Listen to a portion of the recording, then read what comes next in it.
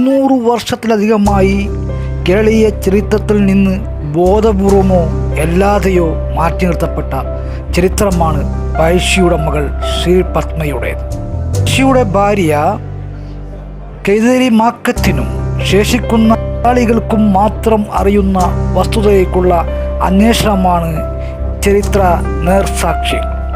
General കോൺവെല്ലിംഗ് മുമ്പാകെ 1792 ഒപ്പുവെച്ച കരാർ അനുസരിച്ച് ടിപ്പു സുൽത്താൻ അധീനപ്പെടുത്തിയ പ്രദേശങ്ങൾ പലതും ഇന്ത്യ കമ്പനിക്ക് വിട്ടുകൊടുത്തും അതോടെ കുരുമുളക്, ഏലം തുടങ്ങിയ കാർഷിക വിളകൾക്ക് പേരുകൊട്ട മലബാർ പ്രദേശം പൂർണ്ണമായും ബ്രിട്ടീഷ് അധീനത്തിലായി. കൊന്നും കൊടുത്തും കലയിച്ചിരുന്ന ളുടെ ബലഹീനത ബ്രിട്ടീഷ് ഭരണകൂടം ശരിയായ രീതിയിൽ ഉപയോഗിക്കുകയായിരുന്നു. ടിപ്പുവിൻ്റെ മൈസൂർ പട മലബാർ അധിനിവേശത്തെ ചെറുക്കാൻ തൻ്റെ സൈനിക ശക്തിയെ ബ്രിട്ടീഷ് സൈനികരോടൊപ്പം പങ്കുവെച്ച പഴശ്ശി രാജാവിന് പിന്നീട് ബ്രിട്ടീഷുകാരോട് അവരുടെ നയങ്ങളോട് കലഹിക്കേണ്ടി വന്നു. കച്ചവട താൽപ്പര്യത്തിനായി ഇന്ത്യയിലേക്ക് വന്ന ബ്രിട്ടീഷുകാർ കാലക്രമേണ രാജ്യത്തിൻ്റെ ഭരണതലത്തിലേക്ക് ഇടപെടുവാൻ തുടങ്ങി. ഇത് അന്നത്തെ നാടുവാഴികൾക്ക് സ്വീകാര്യമായിരുന്നില്ല. AD 1766 ഹൈദർ അലിയുടെയും ടിപ്പു സുൽത്താൻ്റെയും സൈന്യങ്ങൾ മലബാറിലെങ്ങും പടയോട്ടം നടത്തിയ ഘട്ടത്തിൽ മൈസൂർ പടയ്ക്കും ഫ്രഞ്ച് ഇന്ത്യ കമ്പനിക്കുമെതിരെ മലബാർ നാടുവാഴികൾ ബ്രിട്ടീഷുകാരുമായി സഖ്യം സ്ഥാപിച്ചുകൊണ്ട് യുദ്ധം നയിച്ചതിൻ്റെ താൽപ്പര്യങ്ങൾ അധിനിവേശ ചെറുത്തുനിൽപ്പായിരുന്നില്ല. ബ്രിട്ടീഷ് സഖ്യം വഴി ടിപ്പുവിൻ്റെ ഭരണം അട്ടിമറിക്കാമെന്നും അങ്ങനെ സുരക്ഷിതമായി രാജ്യത്തിൻ്റെ ചെങ്കോലും കിരീടവും തങ്ങളുടെ കൈകളിൽ വന്നു ചേരുമെന്നായിരുന്നു അവരുടെ കണക്കുകൂട്ടൽ. പക്ഷേ നാടുവാഴികളുടെ കണക്കുകൾ തെറ്റിച്ചുകൊണ്ട് നാടുവാഴി തലത്തിലേക്കുള്ള നേരിട്ടുള്ള ഇടപെടലുകൾ ബ്രിട്ടീഷുകാർ നടത്തുകയുണ്ടായി. ഇതിൻ്റെ ഭാഗമായാണ് പഴശ്ശിയും പിന്നീട് നാടുവാഴികളും ബ്രിട്ടീഷ് വിരുദ്ധ സമരത്തിൻ്റെ ഭാഗമായി മാറിയത് എന്നതാണ് യഥാർത്ഥ ചരിത്ര വസ്തുത. കോലത്തുനാടിൻ്റെ അധീനതയിൽപ്പെട്ടിരുന്ന കോട്ടയം ഭരിച്ചിരുന്ന രാജവംശമാണ് കോട്ടയം രാജവംശം. കോലത്തുനാടിൻ്റെ തെക്കുകിഴക്കൻ ഭാഗങ്ങളായ കോട്ടയം, ദിവ്യനാട്, വയനാട്, കുറുമ്പനാട്, താമരശ്ശേരി, തലശ്ശേരി താലൂക്കിൻ്റെ ഉൾനാടൻ പ്രദേശങ്ങൾ എന്നിവയെല്ലാം പൂർണ്ണമായും ഈ വംശത്തിൻ്റെ നിയന്ത്രണത്തിലായിരുന്നു. ഒരു കാലത്ത് കുടക് അതിർത്തിയോളം ഭരണം പ്രാപിച്ചിരുന്ന ക്രമേണ കിഴക്ക്, പടിഞ്ഞാറ്, തെക്ക് എന്നിങ്ങനെ 3 ശാഖകളായി ഈ വംശം പിരിഞ്ഞു. ത് രണ്ടും കോട്ടയത്തും മൂന്നാമത്തേത് പഴശ്ശിയിലും താമസമാക്കി. 17-ാം നൂറ്റാണ്ടിൻ്റെ അവസാനത്തോടു കൂടി ഇന്നത്തെ തലശ്ശേരി താലൂക്കിലെ ഇടവൈനാട് തമ്പ്യാന്മാരുടെ ഭരണത്തിൽ പെടാത്ത ഭാഗങ്ങളുടെയും അധീനശ്രമായിരുന്നു കോട്ടയം രാജവംശം. കോട്ടയം രാജാക്കന്മാർ ഗൂഡലൂർ ഉൾപ്പെട്ട വയനാട്,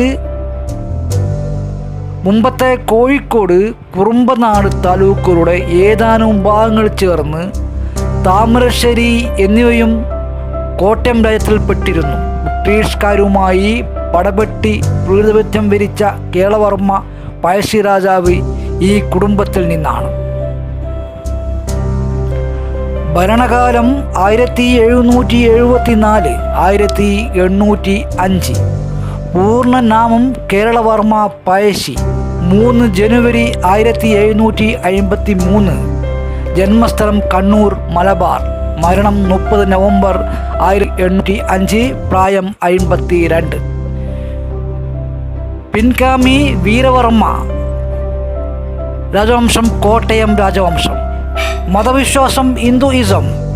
ഭാര്യമാർ പാച്ചൂർ മലനായരുടെ മകൾ ഭാഗിനി. രണ്ടാമത്തെ ഭാര്യ കൽപ്പറ്റയിൽ കോട്ടയിൽ തറവാട് കാരണർത്തിയായ കുങ്കി അമ്മയുടെ നേരാങ്ങളയുടെ മകൾ ഉണ്ണിനീരി. രണ്ടിലും മക്കളില്ല. മൂന്നാമത്തെ ഭാര്യ കൈതേരി മാക്കം. ഈ വിവാഹത്തിൽ ഒരു മകൾ ജനിച്ചു. പേര് ശ്രീപത്മ. ങ്ങൾക്കും വിശ്വാസവഞ്ചനയ്ക്കും ദുഷ്ടലാക്കി വെച്ചുള്ള ഭരണപരിഷ്കാരങ്ങൾക്കുമെതിരെ പടപൊരുതാനുള്ള പഴശ്ശിയുടെ ആഹ്വാനത്തിൽ ആത്മാഭിമാനം ഉണർന്ന ജനങ്ങൾ വയനാടൻ കുന്നുകളിലെ ഗൂഢസങ്കേതങ്ങളിൽ ആയുധ പരിശീലനം നേടി. യുദ്ധ പരിശീലനത്തിൽ, പ്രത്യേകിച്ച് ഒളിയുദ്ധത്തിൽ അസാമാന്യം പരിശീലനം, കുതന്ത്രങ്ങൾക്കും വിശ്വാസവഞ്ചനയ്ക്കും ദുഷ്ടലാക്കി വെച്ചുള്ള ഭരണപരിഷ്കാരങ്ങൾക്കെതിരെയുള്ള പോരാട്ടം, പ്രത്യേകിച്ച് ഒളിയുദ്ധത്തിൽ അസാമാന്യ പരിശീലനം നേടിയവർ. ഇവർ രാജ്യത്തിന് കാവൽ നിന്നു. തലക്കൽ ചന്തുവായിരുന്നു, ഇടച്ചേന്തൻ കുങ്കൻ നായർ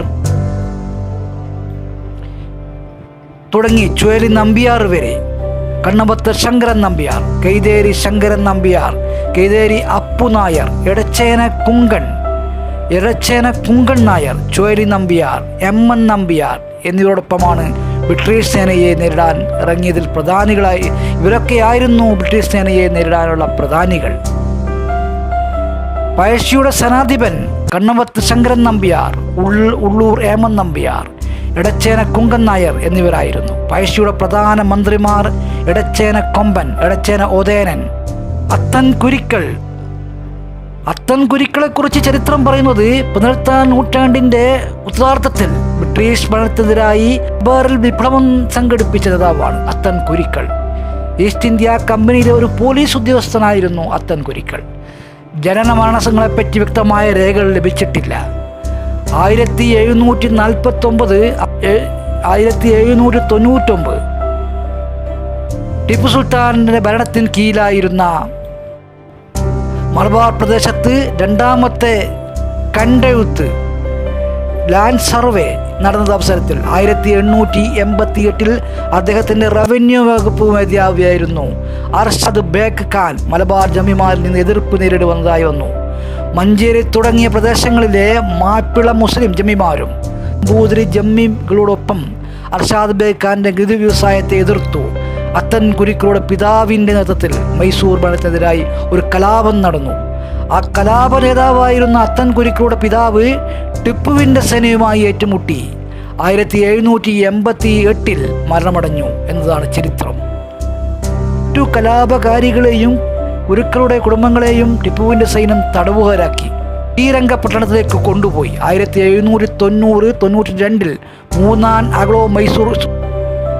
അത്തൻ കുരിക്കളും കുടുംബാംഗങ്ങളും മൈസൂരിൽ നിന്ന് രക്ഷപ്പെട്ട് മലബാറിലെത്തി. ടിപ്പുവിൻ്റെ പരാജയത്തെ തുടർന്ന് കൈമാറ്റം നടന്ന സന്ദർഭത്തിലാണ് അത്തൻ കുരിക്കളുടെ ബന്ധുക്കളും മലബാറിലെത്തിയെന്ന് അഭിപ്രായമുണ്ട്.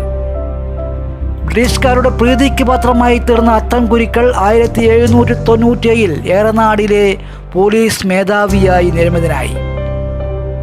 ചെമ്മൻ പോക്കറുടെയും സഹപ്രവർത്തകനായി തീർന്ന അത്തൻ കുരിക്കൾ ഏറനാടിലെ പോലീസ് ഉദ്യോഗം ഉപേക്ഷിച്ചു. അതോടുകൂടി ഈസ്റ്റ് ഇന്ത്യ കമ്പനിക്കാർ അത്തൻ കുരിക്കളെ രാജ്യദ്രോഹിയായി പ്രഖ്യാപിക്കുകയും പിടിച്ചു കൊണ്ടുപോടുന്നവർക്ക് 5000 രൂപ പാരിതോഷികം നൽകാമെന്നും വിളംബരം ചെയ്തു.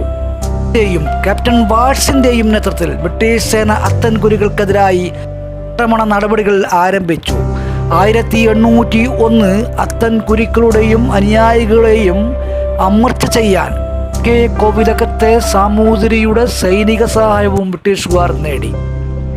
ബ്രിട്ടീഷ് സൈന്യവും സാമൂതിരിയുടെ സൈന്യവും സഹകരിച്ച് അത്തൻ കുരിക്കളെയും അനുയായികളെയും ബ്രിട്ടീഷ് സേന അത്തൻ കുരികൾക്കെതിരായി ബ്രിട്ടീഷ് സൈന്യവും സാമൂതിരിയുടെ സൈന്യവും സഹകരിച്ച് അത്തൻ കുരിക്കളെയും അനുയായികളെയും നേരിട്ടെങ്കിലും അവരെ കീഴടക്കാൻ സാധിച്ചില്ല. പോലീസ് മേധാവിയായി നിയമിച്ചും നല്ല തുക പെൻഷൻ നൽകിയും അത്തൻ കുരിക്കളെ വശത്താക്കാനും ചില ശ്രമങ്ങൾ ബ്രിട്ടീഷുകാർ നടത്തി നോക്കി. പക്ഷേ ഈ പ്രലോഭനങ്ങൾക്കൊന്നും അത്തൻ കുരിക്കൾ വശംവദനായില്ല. തുടർന്ന് ഇദ്ദേഹത്തിൻ്റെ കുടുംബങ്ങളുടെ സ്വത്ത് മലബാർ കളക്ടർ കണ്ടുകെട്ടി. പഴശ്ശി രാജാവ് ബ്രിട്ടീഷ് വിരുദ്ധ സമരം ആരംഭിച്ചപ്പോൾ ഉണ്ണി മൂസയോടും ചെമ്പൻ പോക്കറോടും ഒപ്പം അത്തൻ കുരിക്കളും അദ്ദേഹത്തെ സഹായിച്ചു. അതോടെ ബ്രിട്ടീഷുകാർക്കെതിരായ സമരം കൂടുതൽ ശക്തിപ്പെട്ടു. സായുധ വിപ്ലവം 1805 വരെ നീണ്ടുനിന്നു. 1802 ഉണ്ണി മൂസ പടക്കളത്തിൽ വീണു മരിച്ചു. 1805 ആദ്യം ചെമ്പൻ പോക്കറും രക്തസാക്ഷിത്വം വരിച്ചു. പഴശ്ശി രാജാവ് വധിക്കപ്പെടുകയോ ആത്മഹത്യ ചെയ്യുകയോ ചെയ്തു. രണ്ടഭിപ്രായമുണ്ട്. ആത്മഹത്യ ചെയ്തതാണെന്നും അല്ല വധിക്കപ്പെട്ടതാണെന്നുള്ള അഭിപ്രായം നിലനിൽക്കുന്നു. അതോടുകൂടി അത്തൻ ഗുരുക്കളുടെയും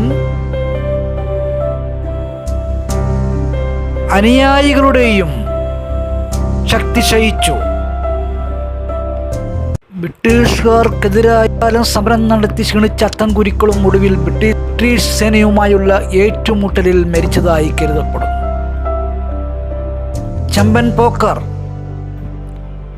3 മാപ്പിള നാട്ടു പ്രമാണിമാരിൽ ഒരാളായിരുന്നു.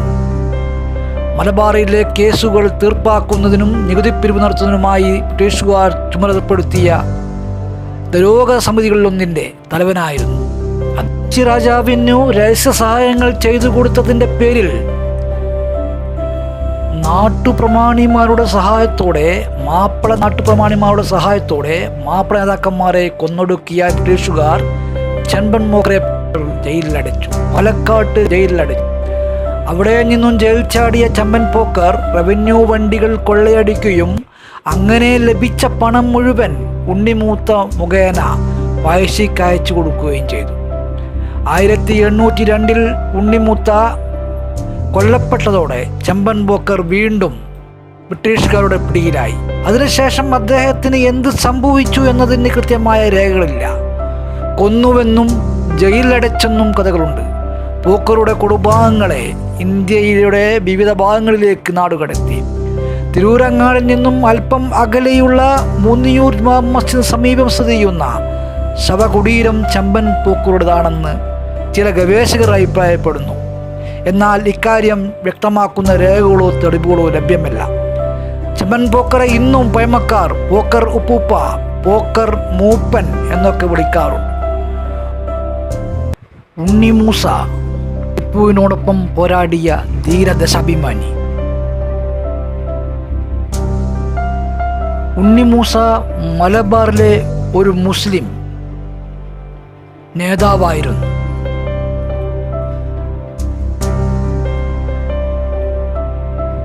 ആയിരത്തി 1786 ടിപ്പുവിൻ്റെ കീഴിൽ ഉദ്യോഗസ്ഥനായി. മലബാറിൻ്റെ ഭരണം ബ്രിട്ടീഷുകാരുടെ നിയന്ത്രണത്തിലായപ്പോൾ ഉണ്ണിമൂസയെ സ്വാധീനിക്കാൻ കമ്പനി ഉദ്യോഗസ്ഥർ ശ്രമിച്ചു.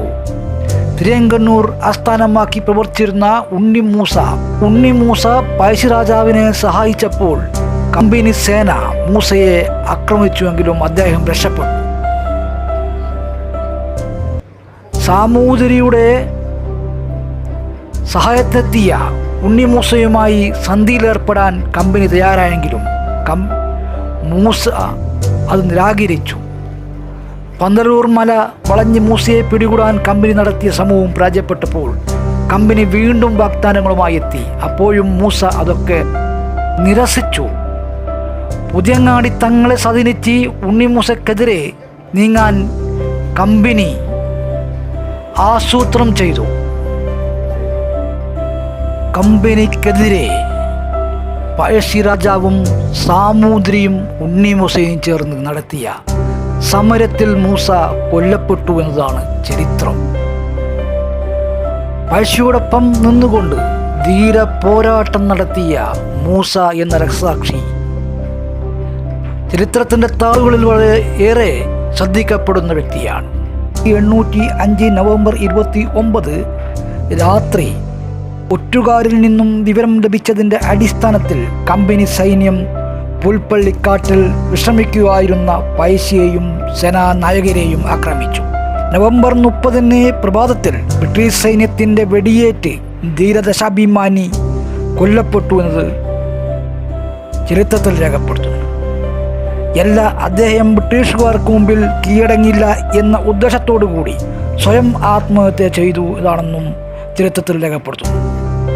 പഴശ്ശിയുടെ ശരീരം ബ്രിട്ടീഷുകാർ മാനന്തവാടിയിൽ രാജകീയ ബഹുമതിയോടുകൂടി സംസ്കരിക്കുകയും ചെയ്തു. പഴശ്ശി മരണപ്പെടുന്ന വേളയിൽ കൈതേരി മാക്കവും ശ്രീ പത്മയും പഴശ്ശിയോടൊപ്പം ഉണ്ടായിരുന്നു. കാരണം ഭാര്യമാരിൽ പഴശ്ശിക്ക് ഏറ്റവും ഇഷ്ടം കൈതേരി മക്കത്തോടായിരുന്നു. കൈതേരി മക്കത്തിനായി പഴശ്ശി രചിച്ച കാവ്യങ്ങൾ ഏറെ പ്രസിദ്ധമാണ്. പഴശ്ശി ആട്ടക്കഥകളും കാവ്യങ്ങളും എഴുതാറുണ്ടായിരുന്നു. ഈ മക്കത്തിനായി രചിച്ച കാവ്യങ്ങൾ ഏറെ പ്രധാനപ്പെട്ട കാവ്യമായിരുന്നു. ജാതി ജതാനുകമ്പ ശരണമയേ മല്ലികെ കൂപ്പുകൈ തേ കൈതേ കൈതേരി മാക്കെ കബരിയിൽ ലാണിവാൻ കൈയുയർത്തും ഇങ്ങനെയുള്ള മനോഹരമായ വരികൾ തീർത്ത തൻ്റെ പ്രിയതമയുള്ള പ്രണയങ്ങൾ കാവ്യങ്ങളിൽ അവർ സമർപ്പിക്കുകയാണ് പഴശ്ശി തമ്പുരാൻ എന്ന നാം അറിയാത്ത കവി. പഴശ്ശിയുടെ മരണത്തിനു ശേഷം, പഴശ്ശി കൊല്ലപ്പെട്ടതിന് ശേഷം പഴശ്ശിയുടെ മൂന്നാം ഭാര്യ മാക്കത്തെയും കൈതേരി മാക്കത്തെയും ശ്രീ പത്മയെയും ഏതാനും അനുജന്മാരെയും സ്ത്രീകളെയും ബ്രിട്ടീഷുകാർ മലപ്പുറം ഭാഗത്ത് തട്ടിക്കൊണ്ടുപോയി. മലപ്പുറത്ത് നിന്നും ഇവരെ മോചിപ്പിച്ചത് പഴശ്ശിയോടൊപ്പം പടപൊരുതിയ മാപ്പിള പോരാളികളായിരുന്നു. അതിൽ ഏറെ പ്രധാനി അലി ഹസൻ ആണ്. മകൾ ശ്രീപത്മയെയും മോചിപ്പിച്ച മാപ്പിള സൈനികർ തിക്കോടി ഭാഗത്താണ് പിന്നീട് അവരെ ഒളിവിൽ താമസിപ്പിച്ചത്. പിന്നീട് പ്രകാരം അലി ഹസനും കുടുംബവും കൂത്തുപറമ്പിന് അടുത്ത കോട്ടമങ്ങടിയിലേക്ക് താമസം മാറ്റി. പൊന്നമ്പിലാത്ത് എന്ന സ്ഥലത്ത് വീട് നിർമ്മിച്ചു. പൊന്നു സൂക്ഷിച്ച സ്ഥലം ആയതുകൊണ്ടാണ് ഈ സ്ഥലം ഇങ്ങനെ അറിയപ്പെട്ടത്. ബ്രിട്ടീഷുകാർ പഴശ്ശി കോവിലകം കൊള്ള അടിക്കുന്നതിന് മുമ്പ് പൊന്നമ്പിലാത്ത് സൂക്ഷിച്ച സ്വർണം ഒക്കെയും തിരുവനന്തപുരം ശ്രീ പത്മനാഭ ക്ഷേത്രത്തിലേക്ക് കടത്തി എന്ന വിശ്വാസം നാട്ടിലുണ്ട്. ആരാണ് അലി ഹസൻ എന്ന് ചോദിച്ചാൽ, പഴശ്ശിക്കൊപ്പം പടപൊരുതിയ പഴശ്ശിയുടെ സഹയാത്രികൻ, ധീര പോരാളി. 200 വർഷത്തിലധികം പഴക്കമുള്ള ചരിത്രം പറയുന്ന മണ്ണാണ് കോട്ടയം മലബാർ.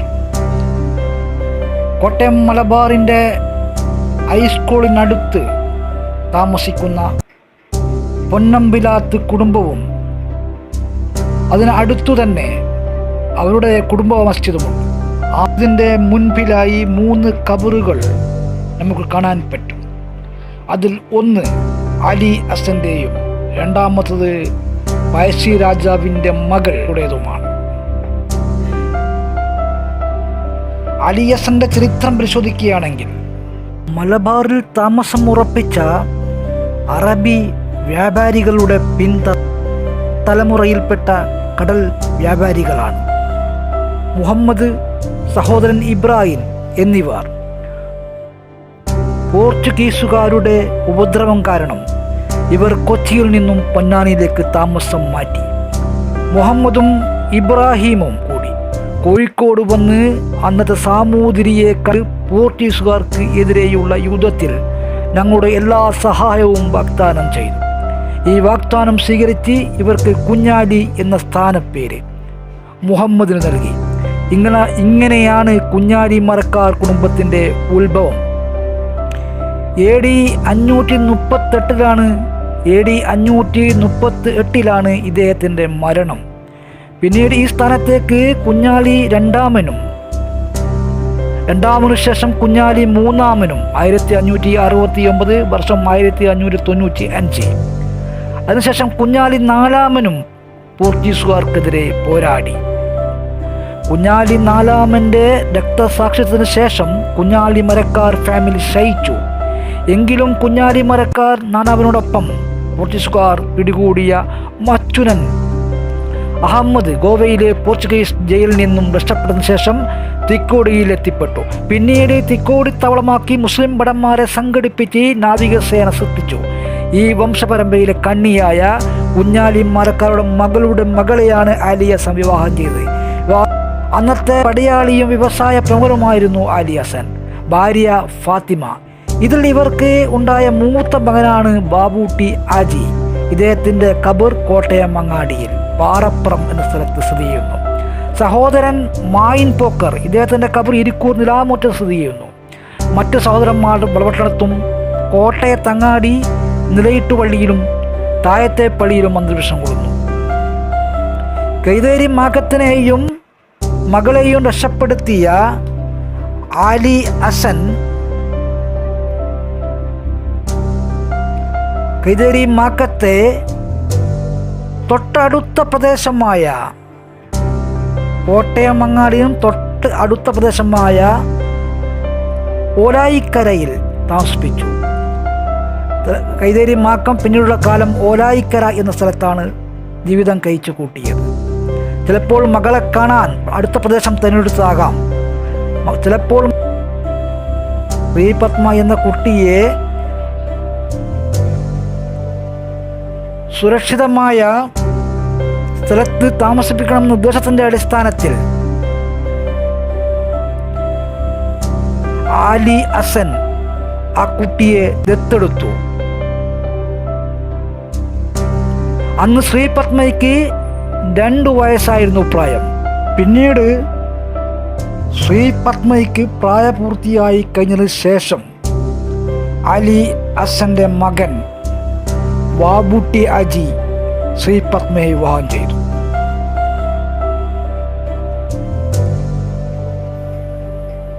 അങ്ങനെ ശ്രീപത്മ ഫാത്തിമയായി മാറി.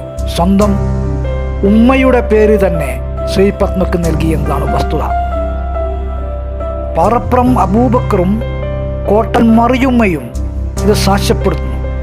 അവരുടെ കുടുംബ വാമൊഴികളിൽ ഇന്നും ഈ ചരിത്രം സൂക്ഷിക്കുന്നു. ഈ വിവാഹത്തിൽ 9 മക്കൾ ജനിച്ചു എന്നതാണ് ചരിത്രത്തിൽ പറയുന്നത്. മൂത്ത മകൻ സൗ, രണ്ടാമത്തത് കുഞ്ഞായിൻ, മൂന്നാമത് കുട്ട്യാത്ത, നാലാമത് കുട്ടിയാലി, 5 അഹമ്മദ്, 6 വലിയ മൊയ്തു, 7 വലിയ പോക്കാർ, 8 ചെറിയ പോക്കാർ, 9 ചെറിയ കുട്ട്യാത്ത. മൂത്ത മകൻ സൗഭാഗ്യം ചെയ്തത് മൂത്ത മകൻ ഓർക്കാട്ടേരി മലരിക്കരവിടെ കോട്ടാലിൽ കടാരംകുന്നിൽ. രണ്ടാമത്തെ കല്യാണം മൂസക്കയുടെ സഹോദരിയാണ്. പഴശ്ശി മരിച്ചതിന് ശേഷം ബൈത്തുൽ മുൻസിഫ് കോടതി 1891 ഹാജരാക്കിയ രേഖയിൽ പഴശ്ശിത്തമ്പുരാന്റെ അവകാശികളായി ആരെങ്കിലും ഉണ്ടോ എന്ന ബ്രിട്ടീഷ് കോടതിയുടെ ചോദ്യത്തിന് ശ്രീപത്മ തന്നെ ഹാജരായതും സ്വത്തുക്കൾ കിട്ടിയതായും ഈ കുടുംബം വാമൊഴികളായി സൂക്ഷിക്കുന്നു. അന്നത്തെ ചോമ്പലയിൽ പകർത്തിയാണ് ശ്രീപത്മ എന്ന ഫാത്തിമക്ക് കിട്ടിയത്. പഴശ്ശിയുടെ മറ്റ് സ്വത്തുക്കൾ മാക്കത്തിൻ്റെ ബന്ധുക്കളും ബാബൂട്ടി അജിയും പിരിച്ചെടുത്തു. മാക്കത്തിന് ബന്ധുവിനും എരിഞ്ഞോളി പലത്തിൻ്റെ ഭാഗങ്ങളും ചരിത്ര രേഖകൾ ചരിത്രത്തിന് വെളിച്ചം വീശുന്ന പൗരാണിക ചരിത്രത്തിൻ്റെ യഥാർത്ഥങ്ങളിലേക്ക് കടക്കുവാൻ സാധിക്കുന്നതാണ്. കോട്ടയം മങ്ങാടി ഇന്നത്തെ ഹൈസ്കൂളിനടുത്ത് തലയുയർത്തി നിൽക്കുന്ന പാറപ്പുറം പൊന്നമ്പലം തറവാടിൻ്റെ അധീനതയിലുള്ള പുതിയ പള്ളിയിലെ മുൻവശത്ത് ത്തിൻ്റെ ശേഷിപ്പുകളായി പൗരാണിക ചരിത്രത്തിൻ്റെ കണ്ണിച്ചേരലായി ശ്രീപത്മ എന്ന ഫാത്തിമയുടെ ബാബൂട്ടി ആജിയുടെയും കബറുകൾ സ്ഥിതി ചെയ്യുന്നു.